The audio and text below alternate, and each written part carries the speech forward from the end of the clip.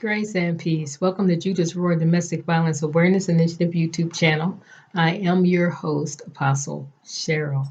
Before we get started, take a few seconds and check here beneath the video, down here. Make sure you subscribe if you've not done so already. Make sure you share even as you watch this video. And make sure you click the bell for notifications, and that way you'll be notified each time we upload a new video, which is on every Sunday at 4 p.m. Central Standard Time. Now, this week's video is entitled, ready? Domestic Violence Red Flags for Women of Faith. Domestic Violence Red Flags for Women of Faith. We're going to just jump right in. Now, listen, there's so many red flags, I can't even go over them all, but we've discussed some previously on our channel. So I encourage you to explore the channel, look at all of our different playlists. We have tons of information on here that we pray will be helpful for you. Let me begin by saying this. Let me just say that in this day of social media and online dating, et cetera, I just want to caution you about websites that cater to a specific population, okay? Those websites that say that they are for Jewish people or for Christian people or for whoever they're for, okay? Here's my caution. When you ascribe to one of those sites, an abuser, a predator, a perpetrator knows automatically what you need to hear to feel at ease, because you've told them by joining that site what your values are and what's important to you, okay? Now, am I saying that everybody on these sites is bad? That's not what I'm saying. But I am saying that if a critter is looking for a good church girl, that's where he's going, okay? All right. And the reason that abusers look for certain characteristics and certain value systems is because certain other things pretty much accompany those character traits. These are the things that make women of faith particularly susceptible to abusive partners. So let's get to it. Having a large social media platform, thousands of followers, viral videos, does not mean that God sent them. Does not mean that God sent them. Having a large social media following does not mean that God sent them. Having a lot of other preachers, ministers, deacons, deaconesses, missionaries as friends on social media or followers on social media does not mean that they are who they say that they are. Does not mean that God sent them. Okay? Often, victims are told that the first time, and I want to address this, I think this is important, especially in households of faith. Young girls and women especially are told the first time he hits you, leave. Listen. That makes my eye twitch. I submit to you that the very first time that he or she hits you is really just confirmation that you should have been gone. Because before they hit you, they did something else. They talked down to you. They pushed you. They cursed you out. They threatened you. Something happened before they hit you. And so when we stay until we get hit, we've stayed too long. Okay, not taking that back. So here are some other red flags. You withhold information from family and friends because they wouldn't understand. You withhold information from family and friends. And this is especially telling if you're withholding information from people who you normally share with freely. But if you find yourself withholding information withholding details, withholding parts of a story about how the day went, how the date went, how the evening went. That's a red flag. Why are you not able to be candid about what's occurring in your life, especially with people that you've always been able to be candid with? Okay. If your person tells you that you are the only person in the world that gets them, listen, that feels like a compliment. It's not. it's it's not. It's not. It's not. Okay. And oftentimes that will appeal to our desire to play a crucial, critical role in someone's life, to be a helper, to be a helpmate, okay, to be a great partner, to undergird them. You know the language, etc., etc., etc. But if you are the only person in the world that understands them, run. How about this? You know that something's wrong, something's not quite right, but you can't put your finger on it. You're not sure what it is, but something's off. Okay. Listen, did you know, and we have a video about this on our channel, but did you know that our gut is literally wired to let us know when something's not quite right? Okay. And so then it's incumbent upon us to pay attention and try to identify what it is that's making me so uncomfortable. What is it that I'm discerning that I'm not consciously aware of? All right. Here's another red flag. Once upon a time, you were a confident person. You may even be a manager or a supervisor or CEO, right? But once upon a time, you were confident and sure of yourself. And now, not so much. You're starting to second guess yourself. You're starting to feel like you can't do anything right. That's another red flag, okay? Here's one. They want to spend every waking moment with you. In the beginning, this feels like a compliment. It feels like a positive thing. It feels like affirmation. It's very affirming, right? At first. At first. It's really the precursor to some very, very controlling behaviors. Constant texting and calling. Listen, listen. So much texting and calling that you can't even finish a task. You can't finish a task at work. You can't finish shopping. You can't finish doing anything. You suddenly don't have any time for any other friends or any other family member. The only person that you have time for is that person.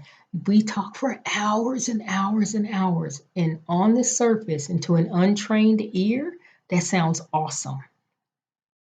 It sounds awesome. But someone who's skilled regarding domestic violence, someone who is skilled regarding counseling, recognizes that there are also poor boundaries, poor boundaries. And the constant texting and the constant uh, knowing of another individual's whereabouts and how long it took them to drive home, and all of these things are really a precursor to stalking behaviors, okay, that oftentimes will surface later. Okay. They have one persona in church or when you're in worship, and they turn into a whole nother human after the benediction. A whole different persona. They're all warm and fuzzy and embracing and loving on folk at church. Okay. And then in the car, you want to know, who were you and what did you do with that other person that I came to church with? Okay. So a different persona, depending on who the audience is. They may present as really jealous and overprotective, you know. And at first, it might feel like, well, they're just really concerned about my safety. They're just really concerned and they want me to be okay. But over time, it begins to feel like no one can talk to you. No, listen, listen. When I was still trapped, I remember going to church one day and people who normally would give me a hug, they give me a hug and say, God bless you or whatever. were like shaking my hand. And it didn't dawn on me until it happened 2 Sundays in a row. And I realized that people that had been hugging me for years were now shaking my hand. Then I found out that they were told that they shouldn't hug me because this other person didn't want them hugging me. Okay. Okay. Red flag. Red flag. Um, Someone who may be really, really familiar with their scriptures or their sacred text and they're able to quote it and, large passages of it. And maybe they preach with, conviction and all of that. But outside of a church setting, they're extremely critical and controlling and negative. Okay. Saying one thing and doing something else. Saying one thing and doing something else, especially if they claim to be a person of faith. Okay. Okay. Especially then. Saying one thing and doing something else. Angry or rejecting behavior when told no. I often tell people if you want to know what you're actually dealing with in any situation, if you want to know who's really in there, who's really running things on the inside of this human being that you're trying to have an interaction with, tell them no and wait. That's all you got to do. Tell them no and wait. If this individual is very, very critical of your support system, your parents, your grandparents, your work friends, your childhood friends, people who love you and care about you and embrace you and accept you, if they are critically, critically, critically critical of these people, that's a red flag. Okay. Or they never want to go around your family or friends.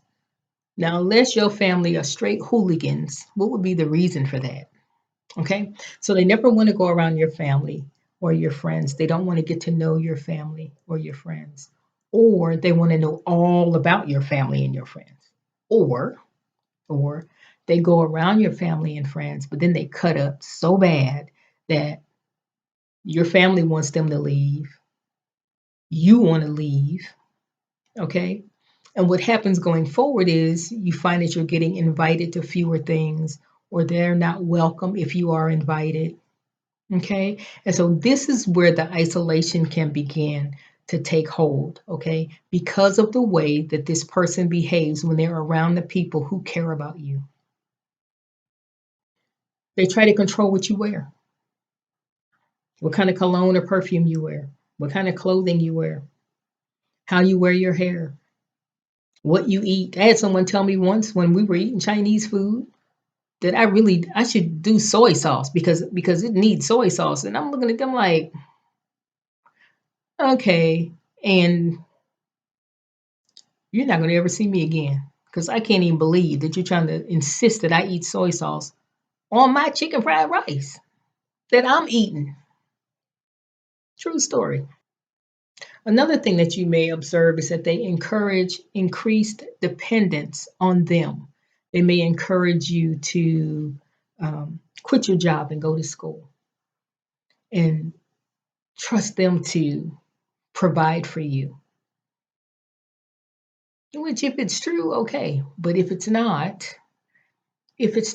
a ploy, then you find yourself dependent on them with no employment. Or they may tell you to work part time where you don't have benefits, so you don't have health insurance. So again, you're dependent on them for your basic needs. Sometimes you can tell that you're in an unhealthy situation just based on how you feel. You feel joyless and hopeless and blah, and there's no joy in life for you. You don't feel future focused. You don't have a plan for your future, and you're not happy with your present. Okay. Another red flag would be being accused of cheating when in fact you're not cheating. And I submit to you that oftentimes this accusation is made because they're the one that's cheating. Okay. My mother used to say, a guilty conscience needs no accusing. And then often people will accuse you of doing things that they're actually doing themselves. And sometimes that's a form of gaslighting. I'm doing this, but I'm going to accuse you of doing it and make you feel crazy in the process. Listen to me, beloved. Abusers abuse because they can. Not because they were dropped on their head at birth, not because they're an alcoholic, not because they're a drug addict, not because their mother was, and not because their father's in prison. They abuse because they've been able to do it without repercussion. They do it because they can, and they feel completely entitled to doing so. If you hear these words, I just don't know if I could live without you, run. That's not a compliment. It's decidedly unhealthy and is way too much responsibility for another human being's feelings. If he or she takes your money, especially if it's money that you earned, and they refuse to give you money for necessities, things that you need in order to be okay as a human being, that's abusive, that's a red flag, okay? Frequent threats to leave. If you don't, you fill in the blank. But ongoing threats to leave is manipulative, it's emotional abuse, and it's a huge red flag. We mentioned gaslighting already, that trying to make you feel crazy. If you stay with them long enough, you'll start wondering about your own sanity. An abusive person, here's another red flag. They'll make promises very convincingly, very reassuredly.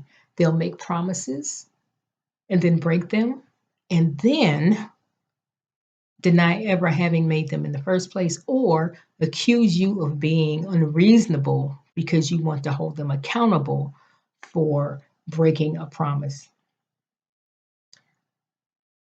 We're going to end with this one. There's so many more.